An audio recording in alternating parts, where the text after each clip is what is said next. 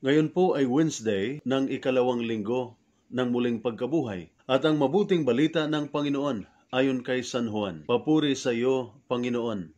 Sapagkat gayon na lamang ang pag-ibig ng Diyos sa sanlibutan, kaya binigay niya ang kanyang kaisa-isang anak upang ang sinumang sumampalataya sa kanya ay hindi mapahamak kundi magkaroon ng buhay na walang hanggan. Sapagkat sinugo ng Diyos ang kanyang anak, hindi upang hatulang maparusahan ang mga tao, kundi upang iligtas ang mga ito sa pamamagitan niya.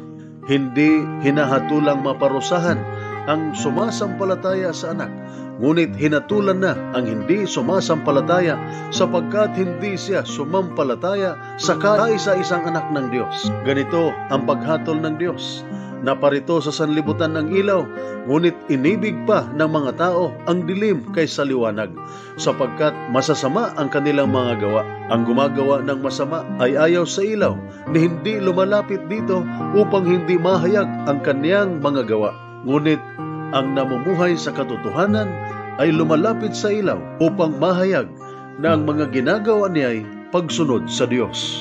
Ang mabuting balita ng ating Panginoon. Pinupuri ka namin, Panginoong Hesukristo. Handa po ba nating suklian ang pag-ibig ng Diyos sa atin? Masusukat po ba natin ang pag-ibig ng Diyos? Hindi po, dahil ang pag-ibig ng Diyos ay pag-ibig na walang hanggan. At dahil nga sa kanyang dakilang pag-ibig sa atin, ibinigay niya sa atin ang kanyang kaisa-isang anak upang tayo ay magkaroon ng buhay na walang hanggan.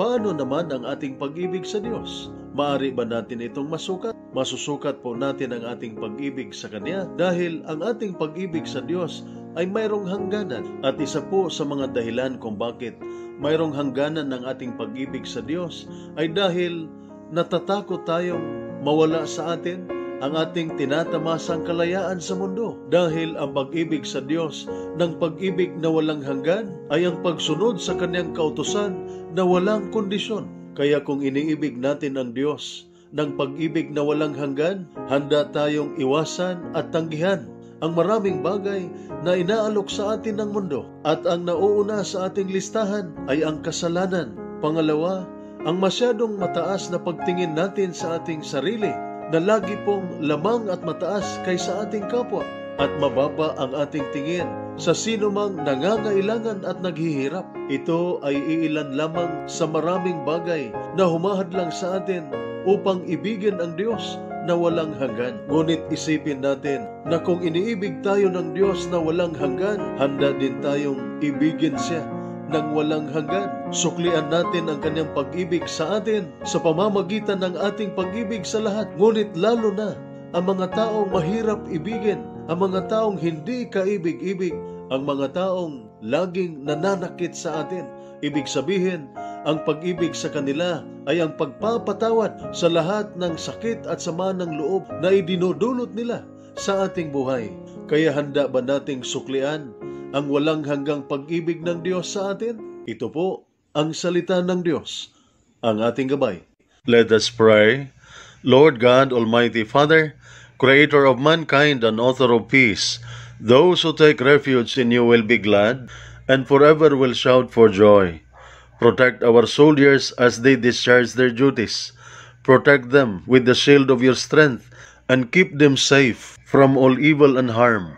Grant them courage and hope. May they ever experience your firm support, gentle love, and compassionate healing. Be their constant companion and the refuge in every adversity. Be their power and protector, leading them from darkness to light. May the power of your love enable them to return home in safety, that with all those who love and care for them, they may ever rejoice and praise you for your loving care.